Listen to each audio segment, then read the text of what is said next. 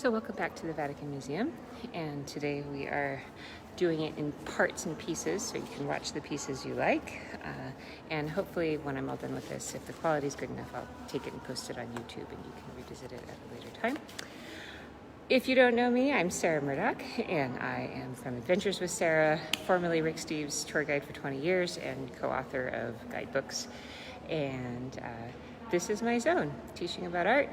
I've been doing tours of the Vatican for many, many years, and today we have something incredibly unusual. We have a completely empty museum.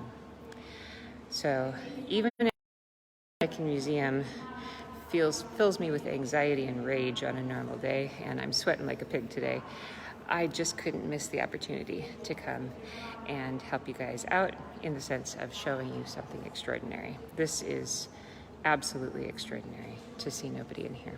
So we're going to continue on our tour. Now we've entered into the upper levels, and this is what we like to call the long march, because this is taking us from that end of the museum down this way. So a few things I want to stop at along the way. We could do Roman art forever, but a few pieces I wanted to highlight.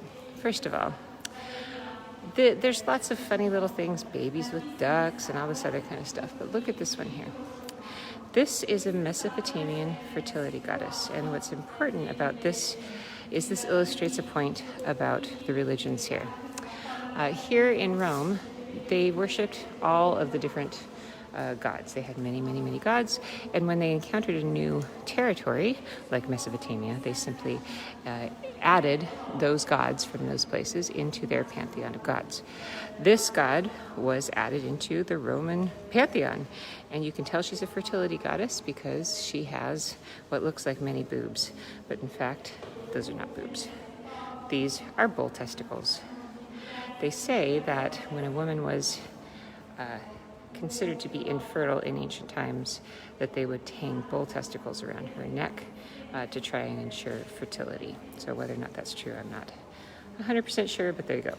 What's important to note about this particular statue, though, is that, again, as I mentioned the other day, part of the issue with the Romans and the Jews and the Christians is that both of those religions, when they encountered them, they were not cool. They did not dig the fact that the Romans expected them to worship many gods. They said one God, not many gods. So you can't add the Christian or Jewish God into the Roman pantheon because it's a jealous God that wants to be one person. It wants to be one thing. And that was considered to be an act of political defiance by the Romans. And that's why we have such a strong reaction against the Jews and against the Christians, because they couldn't understand. I mean, they were cool worshiping this, and the Romans couldn't understand why, can't you worship this along with all of our other gods? And they couldn't. And so they took that to be an act of political defiance and challenging the social order. And that's a big part of why Christianity and Judaism were really cracked down on in ancient Rome. So I'm going to show you a few other interesting little pieces. These are all kind of odds and ends, but there is one very beautiful and interesting piece here. I mean, we could spend hours just going through each of these ones, but I'm just going to make a selection.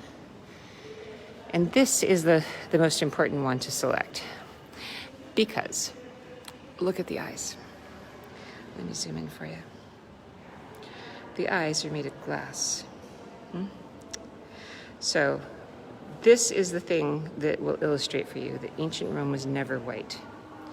Ancient Rome was colorful. The statues all had eyes. The skin, imagine the skin here, painted skin tones with those beautiful glass eyes. And look how close I can zoom. This is extraordinary with this camera. Look, I can zoom way in and you can see he has brown eyes. Do you see that? Incredible. Brown glass eyes. So these are the original eyes, and that's something very, very rare. So when you look through all of this different ancient art here, you may think it's just a bunch of old white statues, but you have to reimagine everything, because all of the statues in here, if you had seen them during ancient Roman times, would have been brightly colored.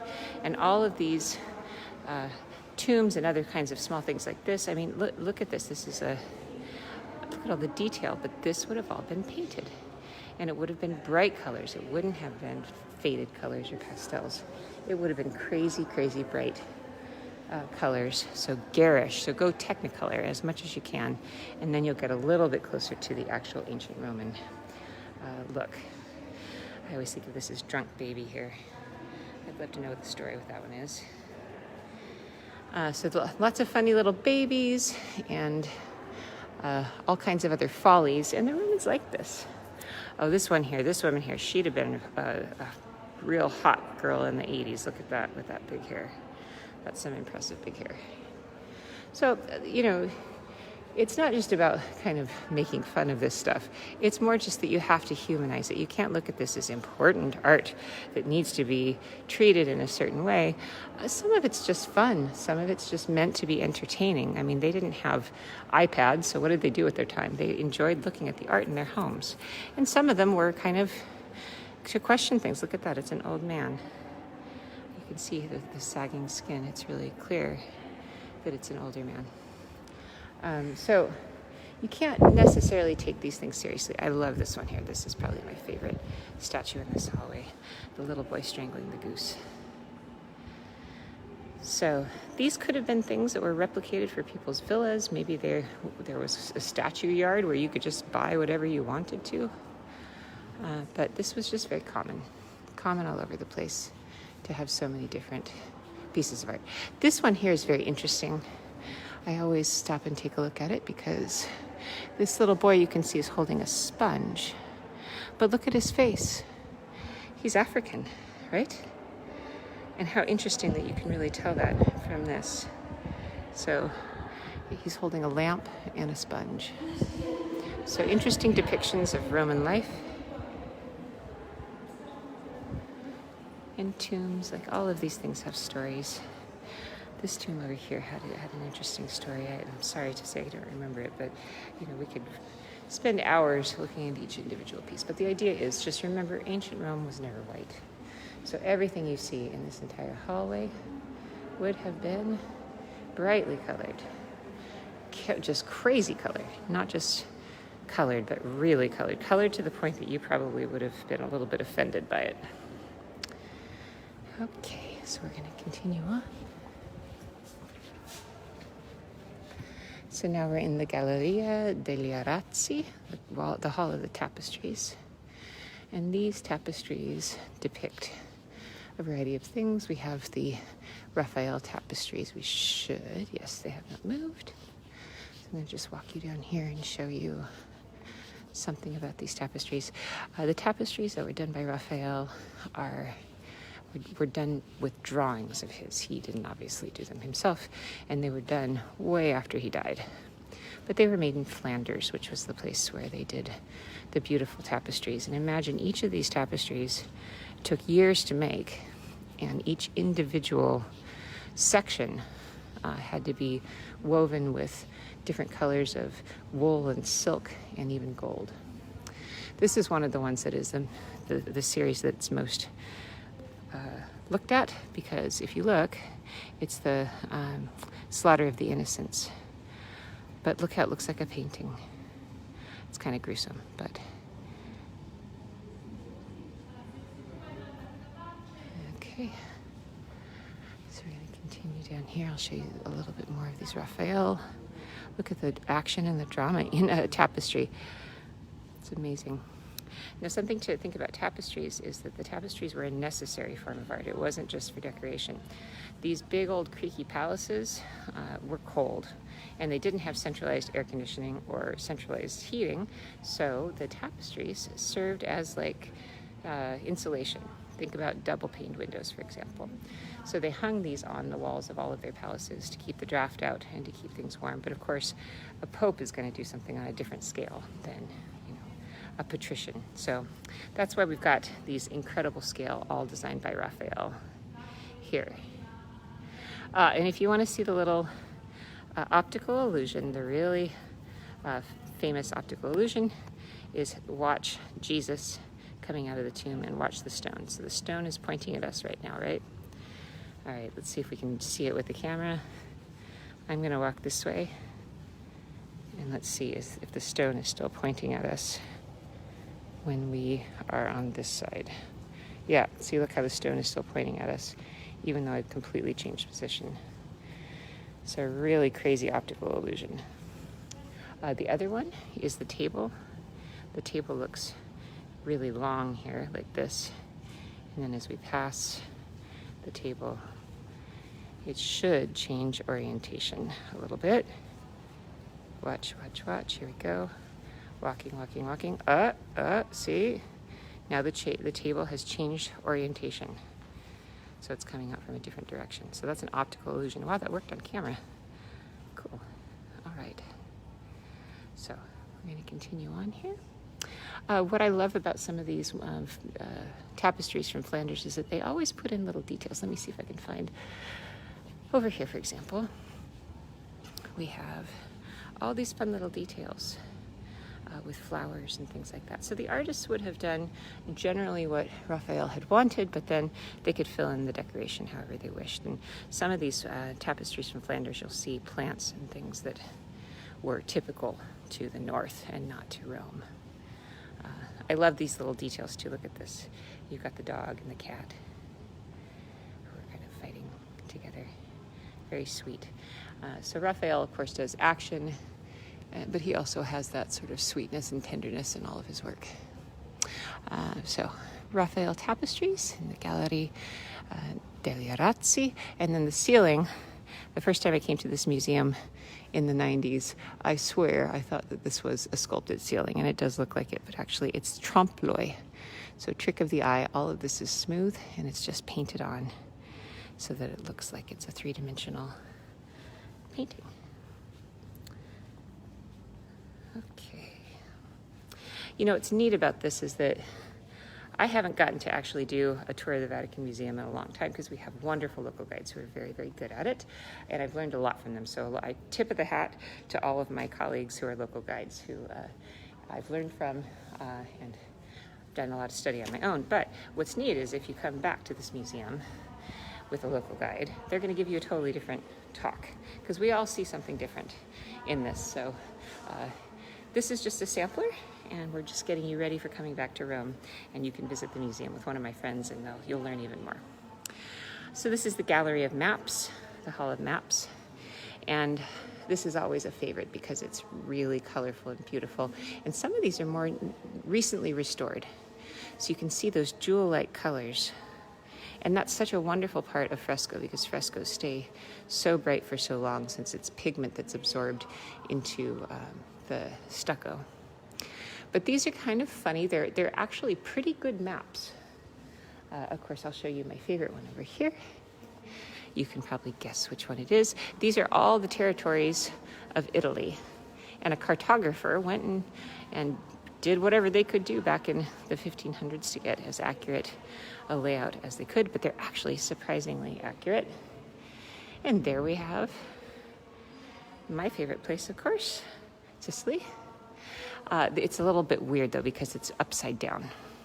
So in this corner here, that's Messina and Reggio Calabria, so it's kind of topsy-turvy, and Siracusa is at the top.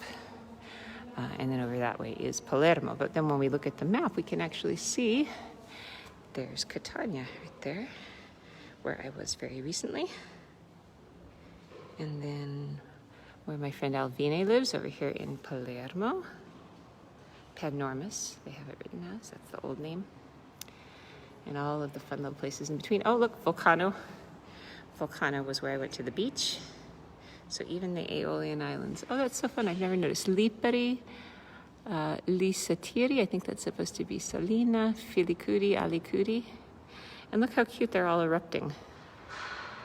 I don't know the last time that Vulcano erupted. It could have been during the time that this was painted. I should ask my friend Boris, I'm not sure. And then we have Messina, a city map, Siracusa with Ortigia. If you've ever been to Sicily, you'll see Ortigia right there. And then Panormus, which is Palermo, with the Cala down there, the little harbor. So beautiful little delicate map of Sicily. But all of these are fun regions, and they're pretty good. There's Sardinia. Let's see. My favorite one outside of Sicily is the end. I'll show you. There's Corsica. And We have Calabria, which I just recently took a train through, and it was tunnel upon tunnel upon tunnel. Calabria is basically just mountains. And there's Sicily all the way up there. What else? What might you recognize? The other part of Calabria, Urbino, which actually is a town that doesn't get nearly enough notice. This was a really wealthy town during the Renaissance. And you should definitely go, but it's very hard to get to. And look, we've got some advertising below. We've got bees. So if there's bumblebees, that tells me Barberini family must have been involved. What else? Flaminia. So all these fun maps. Normally this is just a seething mass of humanity, so enjoy the silence as we walk through. Campania, the area of Naples. That's the zone of Ferrara, so the Romagna. Latium, which is here, Lazio. Mantua. I've been to Mantua once. It was fantastic. One of the best days ever. Umbria. If you remember going to Umbria with me yesterday, that is the green heart of Italy. And looks like the town they wanted to highlight there is Spoleto, which is a very sweet town, but that would not be the one that I would have picked to depict here. But there you go. Let's see. You can make your list of the places you'd like to visit from these fun little maps that they've done. Formia. This one, let's see. What other ones would be fun to show you? The ceilings, of course, are sculpted, so they are a little bit more outrageous. Etruria, there you go. All right, so Etruria, we've got Fiorenza, Florence. And then we've got all the zone of Tuscany. So Etruria, Tuscany used to be known as Etruria. From Tuscany, you get Etruscan, Etruria. There's Lago Bolsena, Viterbo, Orvieto. You can see Orvieto just above there. Civitavecchia. And then down here, Chieri, which is Cerveteri, where I had a wonderful vacation also once, and Lago di Vico, and Rome, which is just a little tiny splotch there. Okay, Piedmont, where I spent time with my friend Lisa recently. Liguria, which everybody loves for the Cinque Terre. And then overall, the mountainous map of Italy and the overall map of Italy. So these are just beautiful. And at the end, we have Ancona, and then we have a very nice map of Venice. So there we are with a very accurate map with all the islands. Okay. All right, y'all hanging with me? Everybody doing good? Stretch your legs a little bit, take a breath. We're gonna pass through now, maybe into the Raphael rooms. This is the point at which I don't know if we'll have any signal. I'm guessing not. I don't know that I've ever had a good signal in the Raphael rooms. But if I get cut off, I'm gonna go ahead and just end the broadcast, and I'm going to film it with my phone, and then I'll post it at a later time, okay? So here we are. One of the largest paintings, I think that it might be the largest painting, one of the largest paintings in the Vatican, Jan Sobieski, who is liberating Europe from the Muslim threat. We have more beautiful mosaics. I'm going to go ahead and try to walk a little faster to get away from the group behind me. Look at this, ancient Roman mosaics here, so pretty.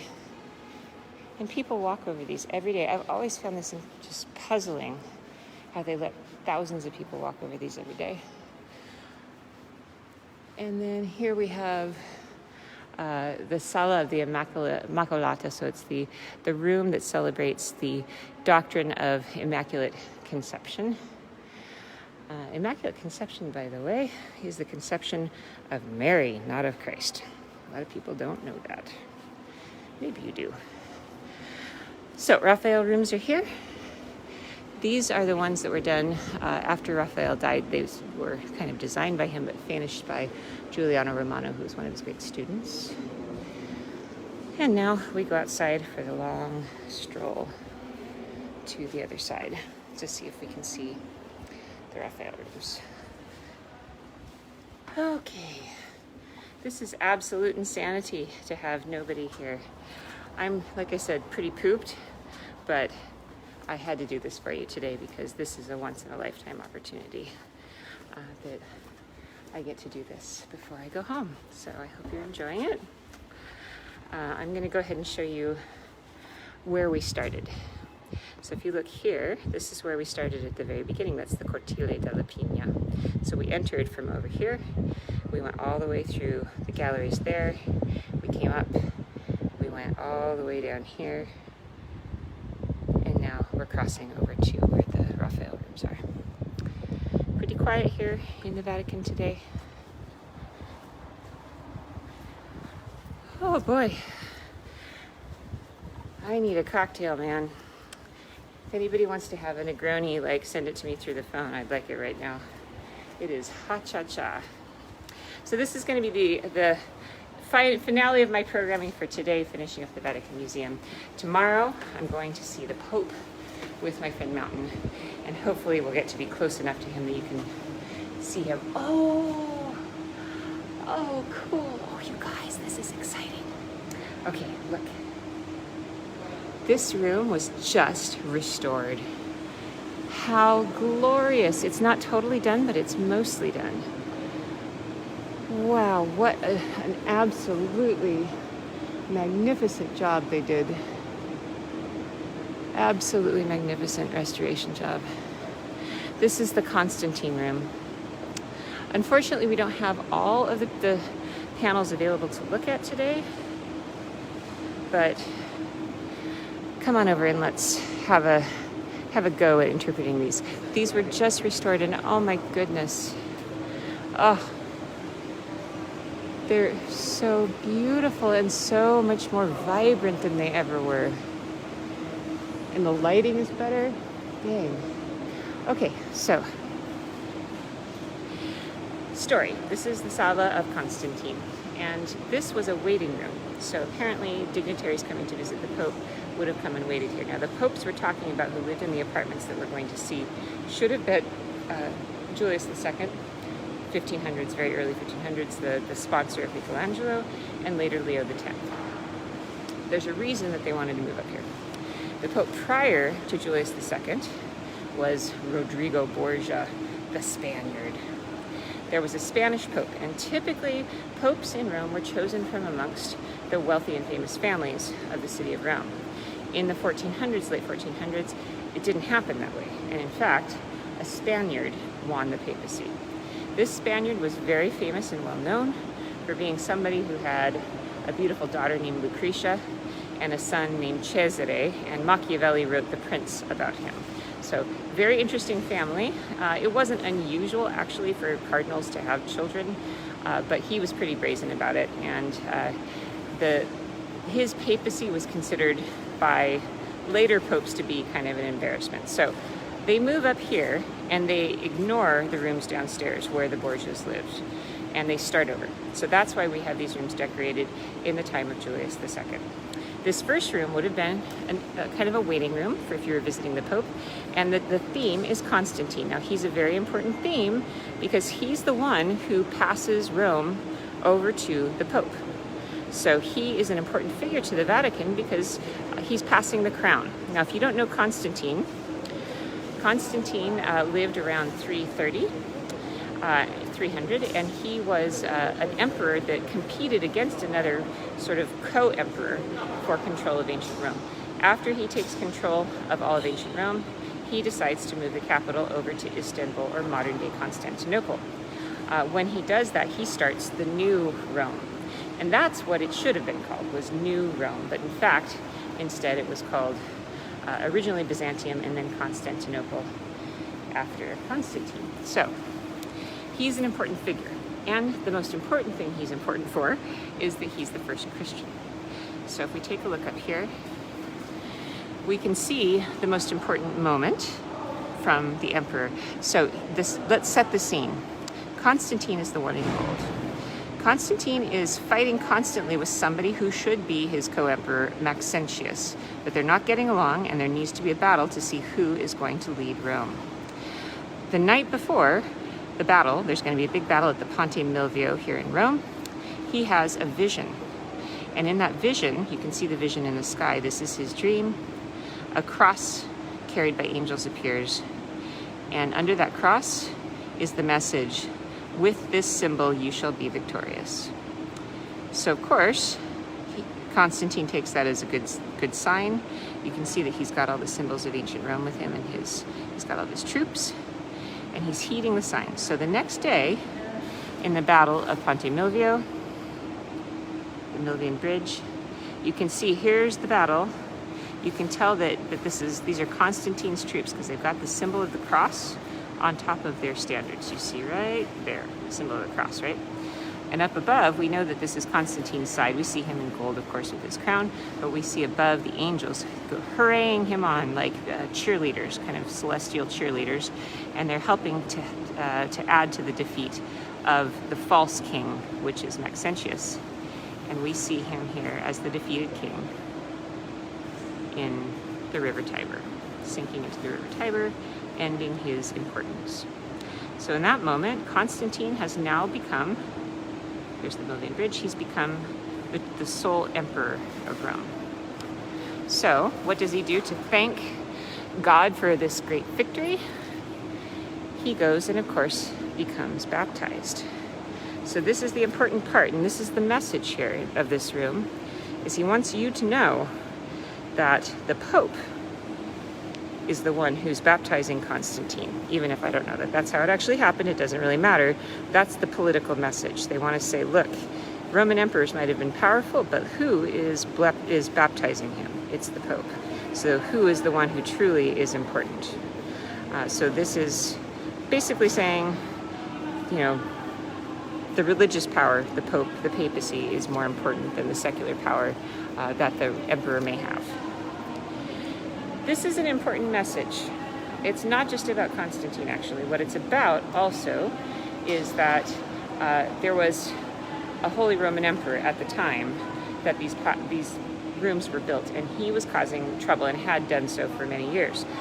Charlemagne, if you remember Charlemagne from your elementary school days, he was the very first Holy Roman Emperor, and the way he became Holy Roman Emperor was confusing. So if we go back, what is the Holy Roman Emperor? Charlemagne united Europe during the Dark Ages when everything had fallen to pieces, and united it under himself. And he has the Pope crown him Holy Roman Emperor. So he gets a title. He's a new king of all Europe. The Pope is giving him that crown. Christmas 800.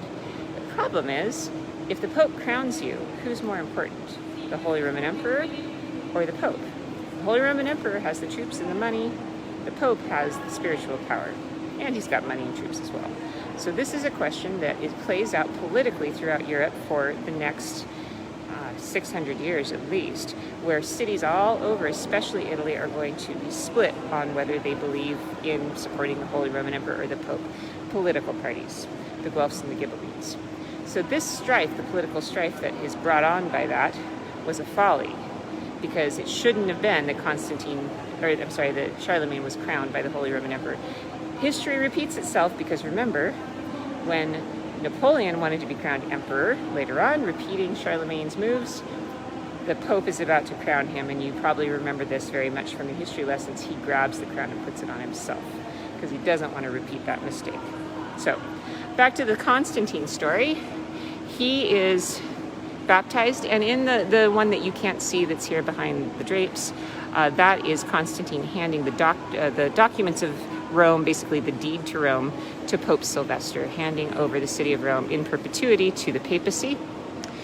And if you didn't really get the point of the story, you need to look at the ceiling. Let me turn around so you can see it the right way. This is the point of the story right here. Do you see? If you don't understand the rest of the history there, this is all you need to know. You can see a hallway, and you can see a pedestal, and there is on the floor a statue smashed into a million pieces and what's behind it, what's left, is the cross. It's the victory of Christianity over paganism. So that's what we're looking at here. All right.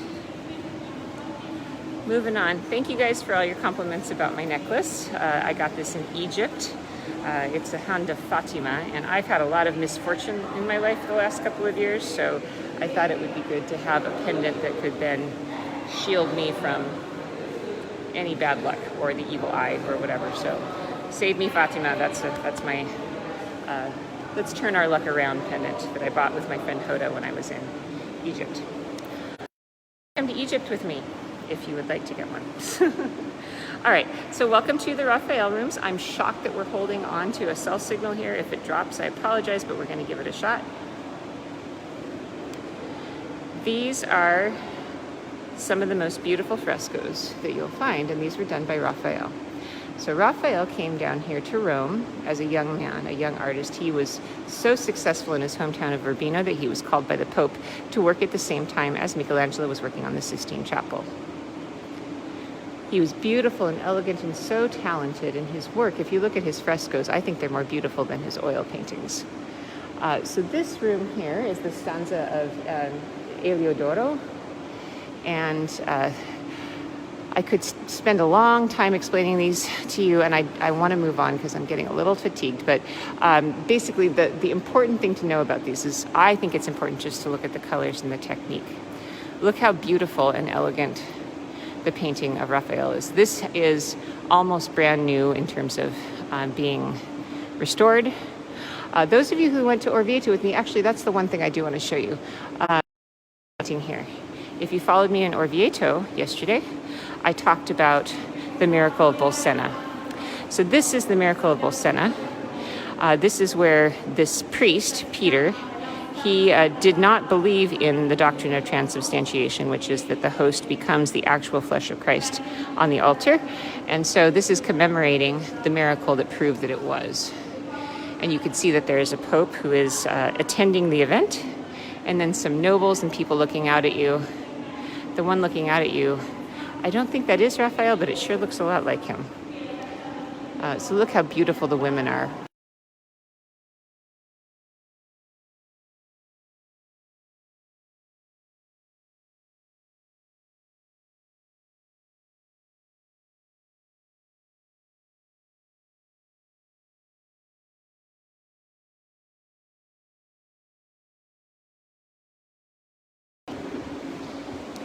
All right, so I'm standing by the window a little bit to reconnect our signal. I wanted to move away from that other guide, so here we are in the most important room. This is the Stanza della Signatura, and the most important paintings are here. Okay, so what are we looking at? So this is all Raphael. This is earlier Raphael. Look how you can tell. Look at how Jesus is so thin. He's very thin and light. And later on, he's going to be influenced by Michelangelo, and he's going to change.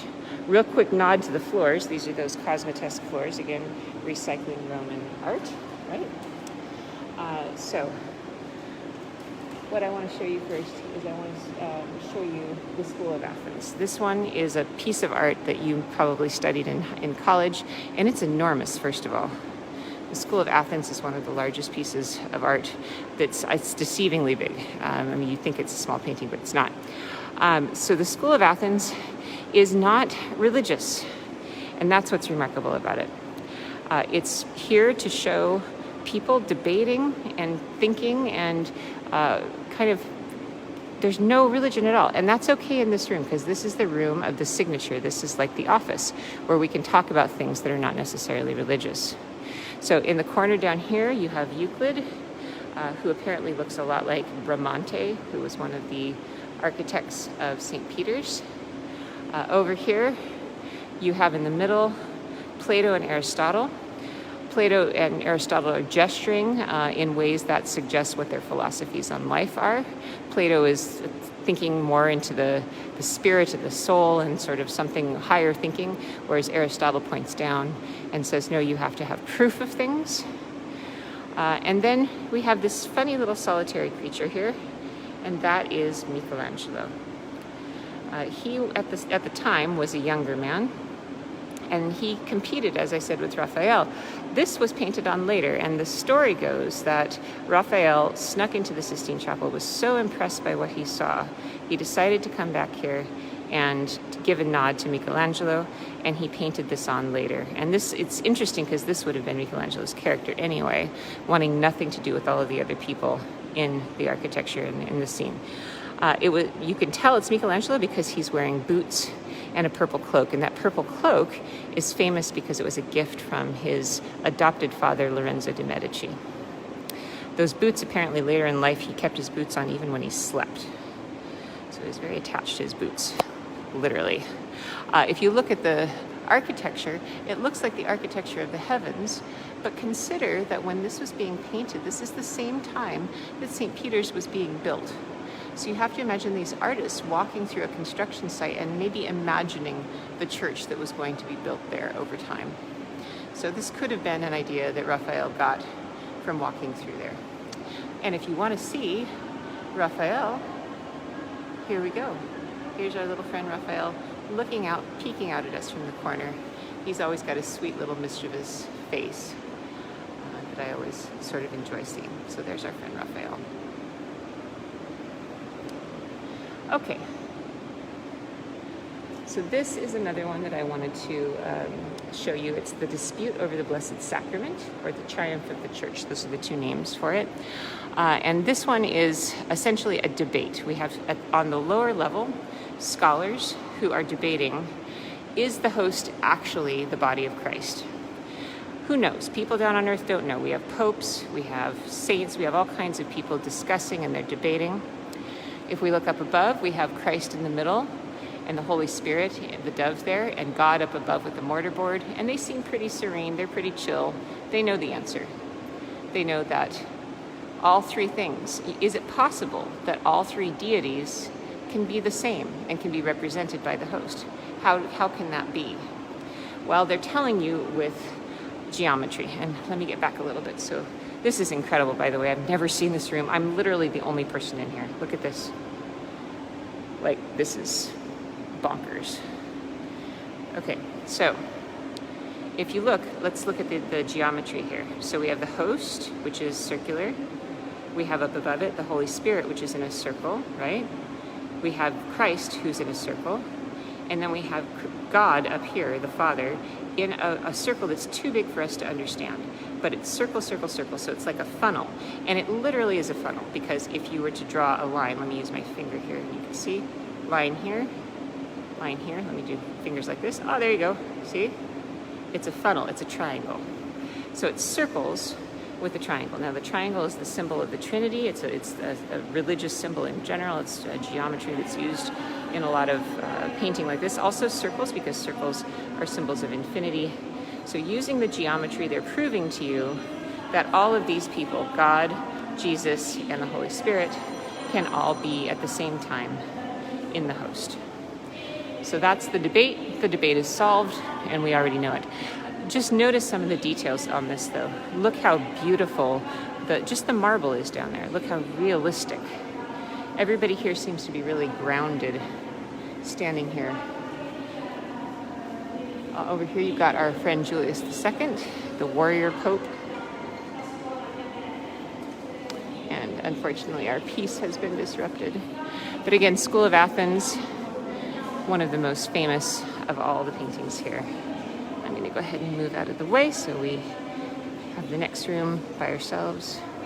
And then this last room, again, was not done by Raphael. This was done by Giuliano Romano. So this is later. The style is Raphael-like, and all of Giuliano Romano's work mimics Raphael, big time. You wouldn't know the difference if I hadn't told you, but look how we've changed. We've become Mannerist. This is a Mannerist work. It's not that long, lean gentleness of the original Raphael. Now we're mimicking the Raphael style that's also taking Michelangelo into account, because it's the Superman. I mean, look at all those guys. Look how buff they all are. Really doubt any of these people were as buff as they seem here. This is a fun painting. It's the fire in the Borgo. Now, the Borgo is that neighborhood that I was hanging out with my friend Mountain in. And in the past, the Borgo looked out onto Old St. Peter's. Have a look right there. That's Old St. Peter's. If you remember, I took some of you to Santa Maria in Trastevere. That is exactly the same kind of facade that we see at Santa Maria in Trastevere. So the original Constantine Basilica from the 300s for St. Peter's, that is an actual depiction of it, because the person who painted this would have known that. That church still existed when they were painting it. So that's one of the only images, I think, that I've seen, at least, of the original St. Peter's. So the story goes that there was a fire in that neighborhood where Mountain lives, and to be able to put the fire out, the Pope comes out on his terrace at St. Peter's, gives the papal blessing, and then the fire goes out.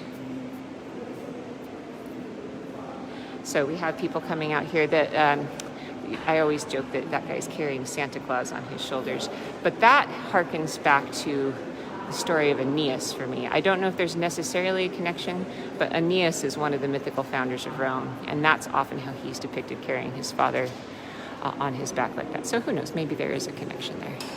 I may just be guessing though. Okay, so Giuliano Romano and the fire in the Borgo. And the last little detail here I think that's interesting is the fireplace here. The inscription on the fireplace is for Leo X, Pontifex Maximus. Leo X would have potentially lived here, and he was considered to be one of the most decadent popes. He was a Medici, and being a Medici child, he had all the money and resources in the world, and he liked to have fun with them. So his famous line was, "God has given us the papacy, let us enjoy it." He had lavish parties and basically bankrupt the Vatican with all of his exploits. That is going to spark the Reformation, because the Vatican is going to need to collect money to pay for all of this stuff, to pay for the craziness of this giant church they're building, which is the likes of which nobody has ever seen. So the lifestyle of Leo X plus the project to make this new St. Peter's becomes an enormous amount of money that they need to find, and they do that by collecting indulgences. And this is where the Reformation comes from. They send emissaries up to Northern Europe, all over Europe, and ask for donations to pay for these big projects, which are very decadent. And of course, we know famously, Martin Luther decides that it's too decadent, and he posts his objections on the church door, and from there we have the origins of the Reformation. So when you see this painting, it's beautiful, but some people I know a lot of Lutherans, they would argue that all of this beauty and such is decadent, and it's really what started the Reformation of the church. So, va bene. Well, I think that's all. I can't take you into the Sistine Chapel, unfortunately. I wish I could, but I hope that you've enjoyed a swing around the Vatican Museum with me. I hope it's been clear, you've understood my explanations, and that the signal didn't drop. It's been a pleasure having you today as a tour group, because to be honest, I haven't been able to do this tour in so many years. I'm sorry I forgot some of the details of stories I used to tell, because I'm a little out of practice on this one, but it was a lot of fun being able to share with you my passion for tour guiding, because I miss it. I miss being able to tell these stories live to people and have them ask me questions and all of that kind of stuff. So I do hope you really enjoyed the tour today.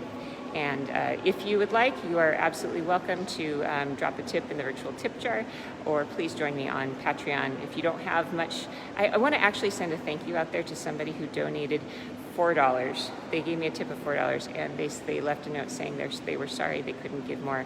And I have to tell you, it warmed my heart. So thank you so much for supporting me, even if it's just a little bit. Or even just share these tours. That actually is better than money. So share all of these if you enjoy them, and get the word about Adventures with Sarah out there, because I would really like to use all of this to promote and help my colleagues in their businesses as well. So please do share these tours. That's better than any money you could give me, so I appreciate that. Thank you for your friendship, and I'll see you guys again tomorrow, bright and early. It's going to be 6:45 a.m., 7 a.m., Rome time, so that's going to be your bedtimes tonight, on the West Coast at least. I'm going to be heading to the Vatican, and who knows, maybe I'll get to have a little I don't know, I'll get to meet the Pope. We'll give it a shot, okay? All right, buona serata, everybody. Have a great